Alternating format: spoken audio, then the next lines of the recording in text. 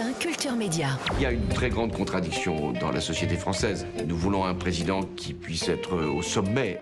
Je vous ai compris.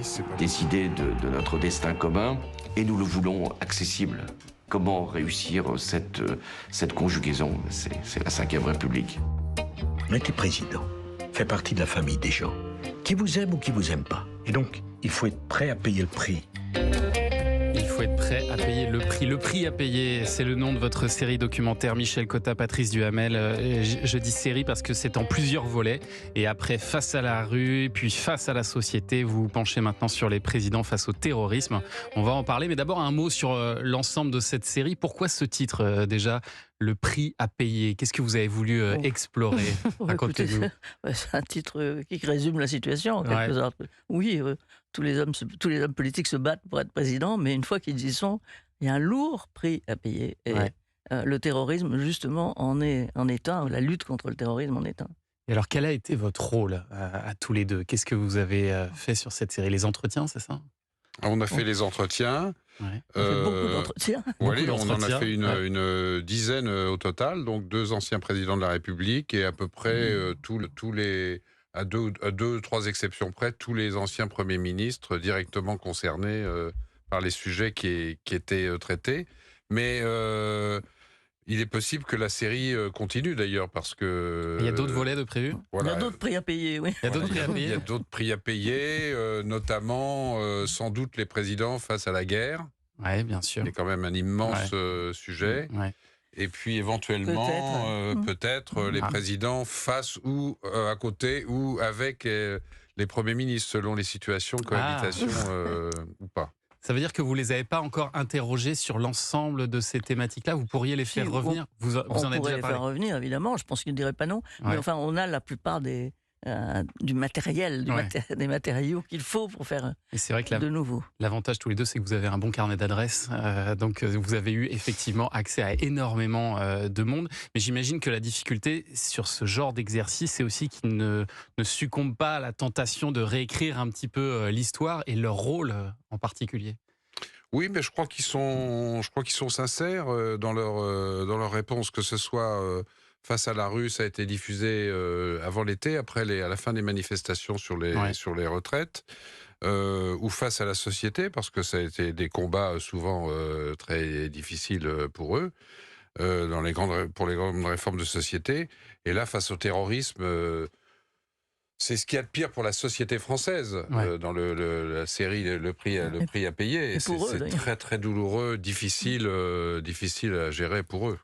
Et pour eux, et on le verra, ça effectivement, on va vous diffuser quelques extraits dans un instant. On verra notamment Alain Juppé qui a été vraiment saisi par les attentats en 1995. On va en parler dans un instant de ce documentaire. Ce sera juste après la session de rattrapage de Jean-Luc Lemoyne. Culture Média sur Europe 1 avec de la politique aujourd'hui. Et pour parler politique, forcément, on appelle les meilleurs. Michel Cotta, Patrice Duhamel. Pour le 3e volet du documentaire Président, le prix à payer face au terrorisme, c'est à voir sur Public Sénat, Thomas Hill. Et alors, on se rend compte dès le début du documentaire que tous les présidents, à l'exception notable de Pompidou, ont été touchés au cours de leur mandat par le terrorisme. Mes chers compatriotes, aujourd'hui, la France a été attaquée en son cœur. C'est la République tout entière qui est mobilisée pour faire face à ce drame. La communauté de tous les Français doit se resserrer et non se diviser. J'ordonne que tous les moyens, je dis tous les moyens, soient employés partout pour châtier impitoyablement les assassins. Et que personne ne croit que les obstacles me feront changer de route. Ils ne passeront pas. Voilà, alors il y a ces discours présidentiels, figure imposée, où les mots sont nécessairement un peu proches les uns des autres. C'est pour ça que vous avez pu le tricoter aussi au montage. Vous avez vu une évolution au fil du temps, peut-être une tendance à aller vers davantage d'émotion dans ces discours-là, ou ce sont toujours les mêmes mots? Je ne peux pas dire que sur l'émotion, je ne sais pas ce qu'en pense Patrice, sur l'émotion, non.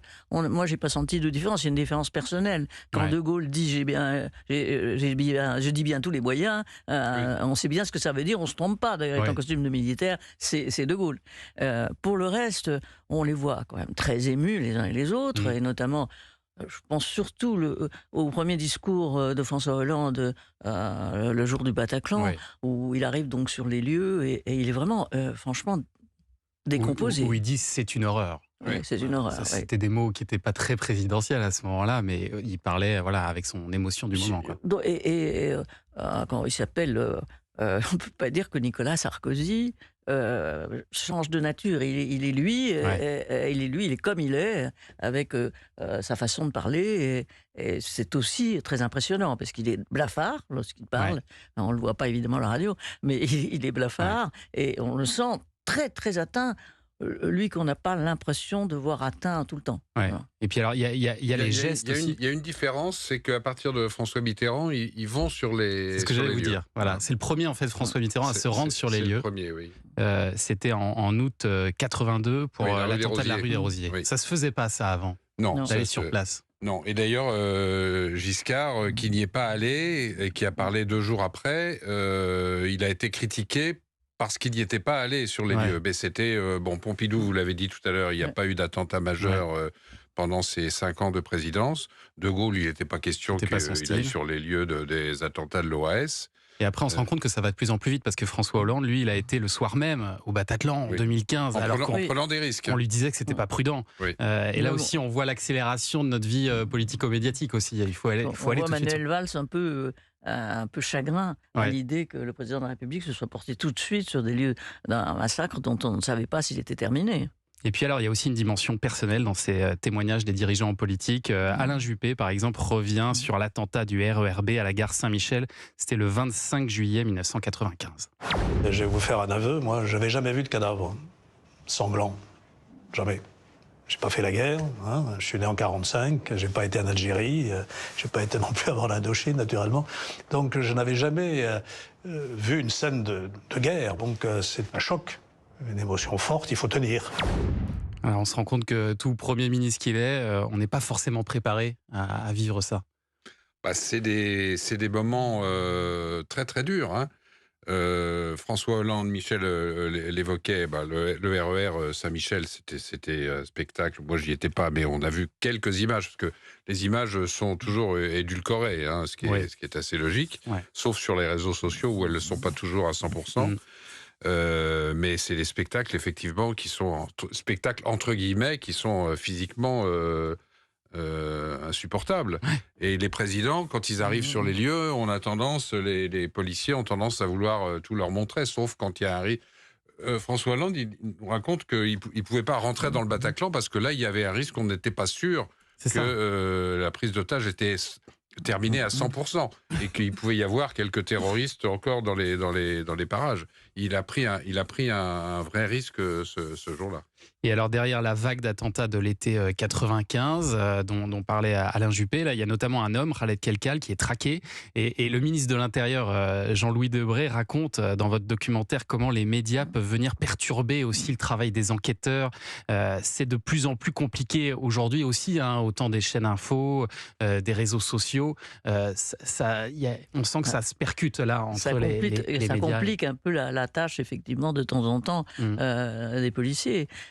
C'est vrai que sur un coup comme Kelkal, tous les journalistes, ils sont une bonne centaine au moins, si on additionne toutes les chaînes, à se précipiter, à appeler au téléphone, à recourir à des témoignages partiels de gens qui sont sur place, d'évoquer des déplacements qui sont... Et pour le ministre de l'Intérieur, Jean-Louis Debré a raison de dire que de temps en temps, ils ont l'impression de courir après l'actualité. Puis de temps en temps, l'actualité va dans un sens qui est pas le bon sens. Donc il faut en plus rectifier et faire marche arrière. C'est vrai que pour un ministre de l'Intérieur, surtout, ce point de vue-là, les journalistes sont vraiment l'ennemi aussi du ministre de l'Intérieur. Quand vous posiez la question tout à l'heure au début de l'émission, le prix à payer, c'est les présidents, on met De Gaulle à part, parce que lui, il a connu tout ce que l'on sait.